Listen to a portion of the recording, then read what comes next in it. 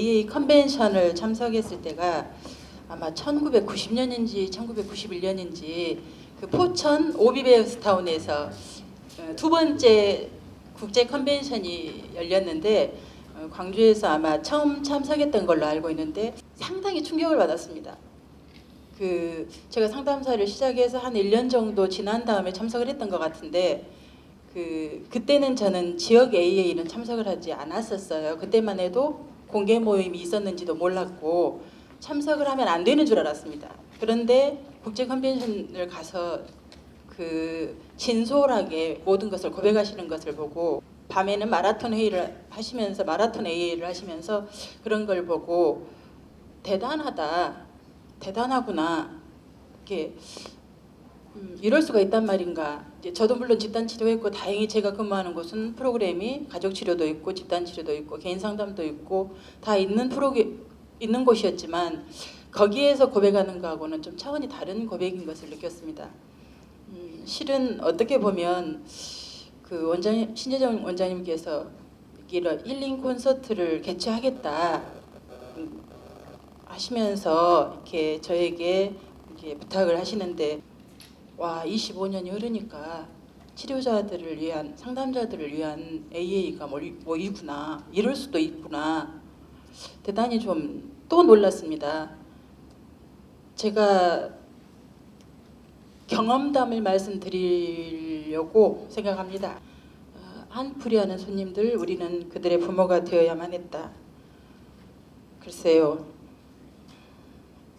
오늘 말씀드리면서 저는 AA 슬로건 중에 8가지 중에 첫 번째 하늘 버리고 신께 맡기자 여기에 초점을 맞춰서 좀 말씀드리고자 합니다. 왜냐하면 처음에는 왜 하늘 버리고 신께 맡기자가 첫 구절인지 저는 좀 생각하지 못했는데 점점 시간이 지나면서 제가 좀 여기에 그래서 그런 거 아닌가 아직은 다는 모르겠지만 한 상처 어떤 이런 부분들이 어떻게 형성되고 어떻게 되어왔는가 좀 쉽게 그냥 우리가 유전적인 요소, 환경적인 요소, 어렸을 때 경험 이런 부모님, 친구, 선생님들로부터 받은 이런 영향들 어떤 장애물들 이 위에 이 모두가 씨줄이 되고 그 위를 내가 왔다 갔다 이렇게 날줄로 왔다 갔다 하면서 반응에 따라서 인생이란 융단이 짜여지게 된다고 합니다.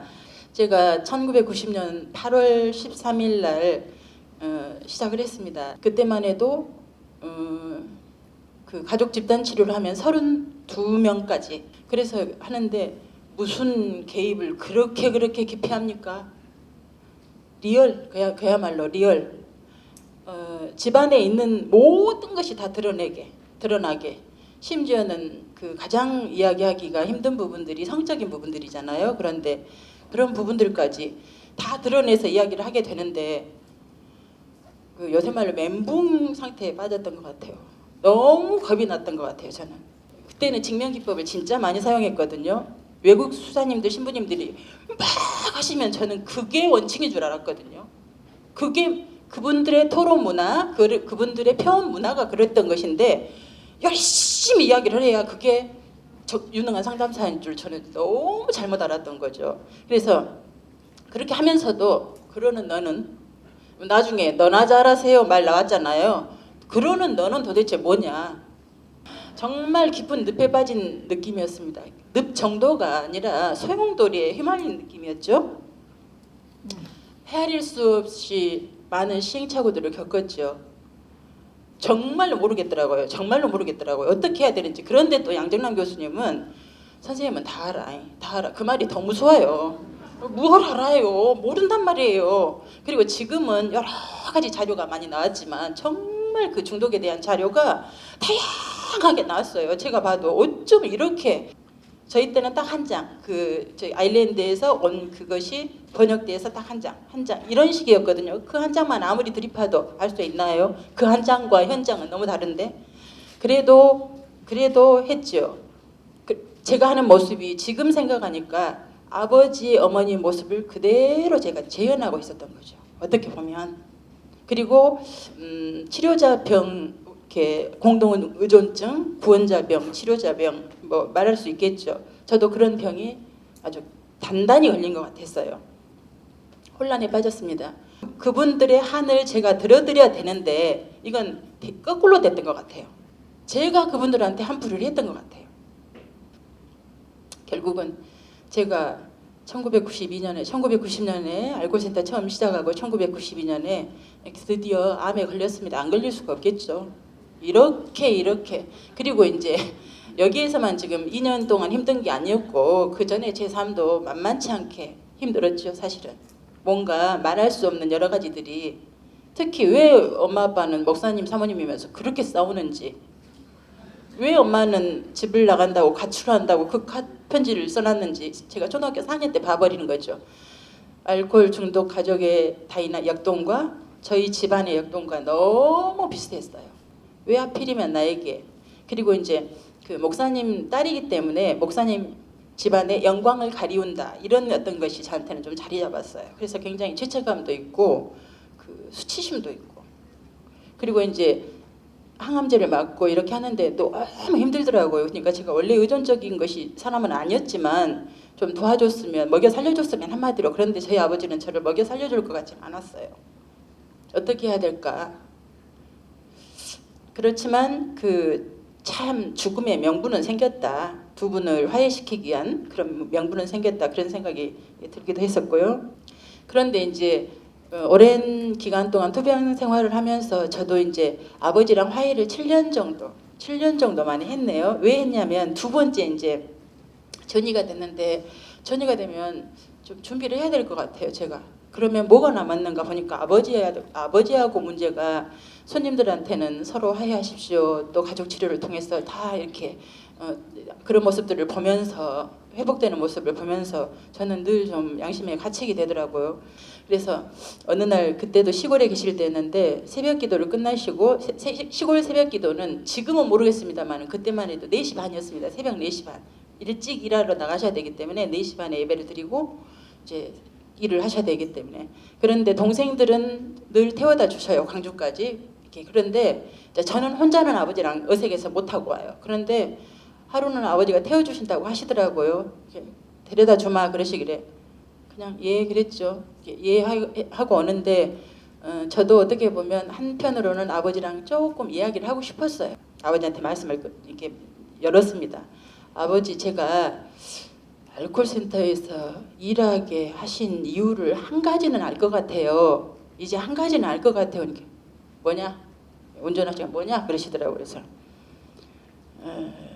아버지가 이렇게 얼마나 이렇게 힘들게 저희를 키우고 계신지, 한 사람으로서 얼마나 힘들게 사시고 계시는지. 실은 그 중독에 걸리고 싶어서 걸리신 분들도 아니시고 모두 자녀들을 사랑하고 잘 살고 싶지만 손님들도 다 그런 상황이 되시더라고요. 그걸 보면서 저도 아버지에 대해서 자꾸 생각을 하다 보니까 아버지가 참 너무 힘드시겠다, 그런 생각이 들었다고 그 말씀을 드렸더니 아버지가 뭐라고 하시냐면 갑자기 아니다. 내가 아빠로서 0점이었다. 빵점이었다 그러시다. 아니 제로였다. 0점이나 제로였다나 당신의 그 강력한 그 이렇게 시인하신 거죠. 세 번째 때는 제가 결국은 2001년도에 병원을 그만뒀습니다. 너무 힘들어서 유지를 못할 것 같아서 병원을 그만두고 결국은 세 번째 아팠는데 이제 명상센터에 가서 한 4개월 정도 명상을 하는데 처음에 닥치는 문제가 이렇게 어떻게 살았냐, 또 갑자기 이렇게 내 이웃을 내 몸과 같이 사랑하라 그러면 치료의 근본도 사랑이고 우리가 사는 것도 사랑이고 모든 것이 사랑으로 노래를 부르고 점철되어 사는데 나는 제일 가까운 이웃이 누구였는가?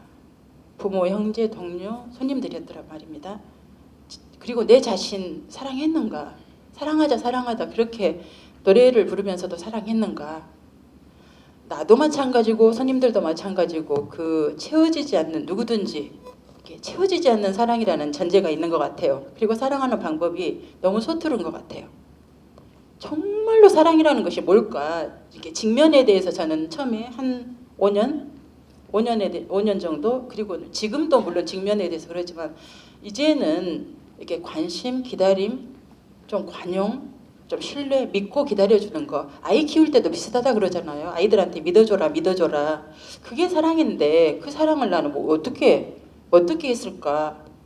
근본적으로 좀 생각이 좀 되었습니다.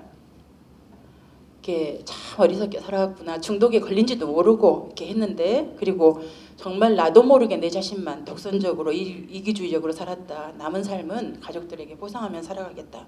이렇게 마음을 잡수신 분들이 물론 힘든 일이 또 오고 하지만은 관계가 개선이 될 수밖에 없겠죠. 회복될 수밖에 없겠죠. 그리고 이제 저에 대한 그 전의를 이야기하신 거죠. 변화하라고 아주 이렇게 야단치고 윽박지르고 그런 모습들이 정말 이선적으로 보였다. 나한테 뭔 짓을 한다냐, 왜 저런다냐 했는데, 이제 시간이 지나면서 환우들이나 치료자도 또 아버지도 이렇게 한 인간으로서 느껴진다. 내가 너무 완벽한 어떤 상을 가져온 거 아닌가, 상을 가지고 살아온 거 아닌가. 두 가지를 이렇게 들을 수가 있을 것 같아요. 하나는 감사. 손님들이 정말 제가 손님들이 한풀이 대상이 아니고 제가 부모 노릇을 한 것이 아니고 손님들이 저를 키워주셨구나, 많이 봐주셨구나. 그 이야기는 제가 많이 드립니다. 진짜 손님들이 저를 많이 봐주셨죠.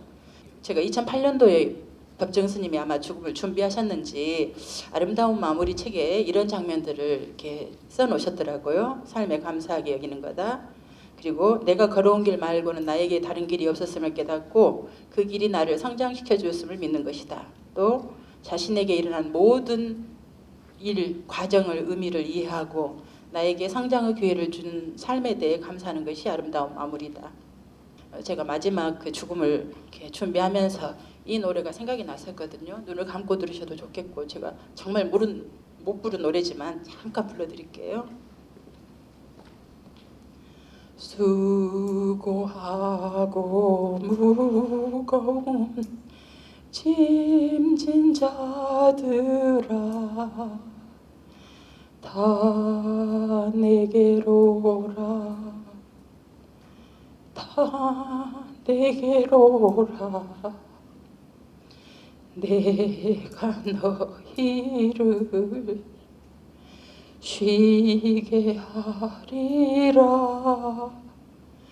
내가 너희를 쉬게 하리라.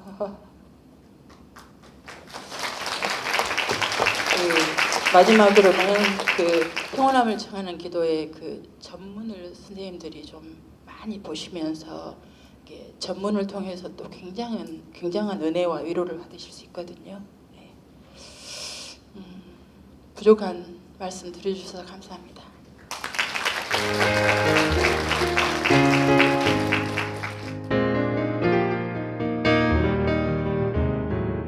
제가 이걸 진심으로 얘기할 수 있을 것 같습니다. 가슴을 울리는 강의 정말 감사합니다. 질문 주신 분이 있는데요. 이렇게 주셨습니다. 그럼에도 계속 중독에 있는 분들을 돌보는 이유와 어떨 때 가장 큰 의미와 힘을 얻으시는지 물어보셨습니다. 처음에는 그 유언을 잘못 썼던 것 때문이고요. 그런데 점점 이렇게 일하면서 정말 소울메이트셔요. 부모, 형제, 친구들하고도 이야기할 수 없는 이야기들을 손님들하고는 나눌 수 있는 진정한 소울메이트이기 때문에 함께 하고 싶고 끝까지 허락하는 한 하고 싶습니다. 강의 내용이 사실 박은경 선생님의 어떤 신체적인 어려움과 고통, 그리고 정신적인 어려움과 고통에 대한 자기 고백과 성찰 같다는 생각이 저는 들었거든요. 이렇게 스스로를 내가 중독 치료자로서 어떤 상처가 있는지 돌아보는 것과 중독에 있는 분들을 치료하는 것이 어떤 연관관계가 있으셨는지 궁금합니다. 제가 생각했을 때는 자기 자신을 먼저 알았을 때 다른 분이 훨씬 이해가 더 잘 되는 것 같아요. 자신에 대해서 이렇게 처음에는 손님들만 이렇게 알면 되지, 손님들에 대해서만 하면 되지 하고 12단계나 이런 부분들도 저는 조금 열외로 생각했던 것 같아요. 집단 치료를 하게 되면 거기에서 부수적으로 얻어지는 것들이 너무 많은 것 같아요. 특히 그리고 AA하고 예, 저 어제 저녁에도 AA에 참석하고 왔습니다만은 AA에서 얻어지는 것, 예, 제가 정말 많이 도움 받았거든요. 제 자신을 알게 되면 손님들이 훨씬 더 잘 이해가 되는 것 같아요. 저도 되게 드리고 싶은 질문인데요. 그 환자분들, 아까 손님들이라고 표현하신 중독에 있는 분들이 미워지고 무섭고 두려워질 때 어떻게 대처하셨는지, 그리고 혹시 그런 경험이 있으신지. 제가 거울 보기를 하면서 제 자신을 보니까 제 자신은 더한 사람이었다는 것을 보면서 제 자신의 내면, 제 자신의 살아온 것 잘 보면 더한 사람이었다는 것을 보면 그분들이 미워질 리가 없죠. 너무 두려워하지 않으셨으면 좋겠어요. 너무 문제화하지 않으셨으면 좋겠어요. 그리고 혼자 하는 것이 아니고 우리 모두가 함께 하니까, 네? 우리 모두가 함께 하니까, 그리고 우리보다도 그 상담자나 치료자로서 역할하는 우리보다도 더 중독에 걸리신 분들이 더 힘이 있으시다는 것을 믿으셨으면 좋겠어요. 제가 요새 하는 생각 중에 하나는 나만 그런 게 아니다라는 걸 알게 되면 굉장히 위로가 되는 것 같습니다. 아마 박은경 선생님 강의 들으시면서 나만 이렇게 힘들고 나만 상처받는 게 아니구나 라는 거 느끼시는 분들 많이 계셨을 것 같은데요. 오늘 말씀이 정말 많은 힐링의 기회가 되었으면 좋겠습니다. 다시 한번 박은경 상담 선생님의 가슴을 울리는 말씀 감사합니다.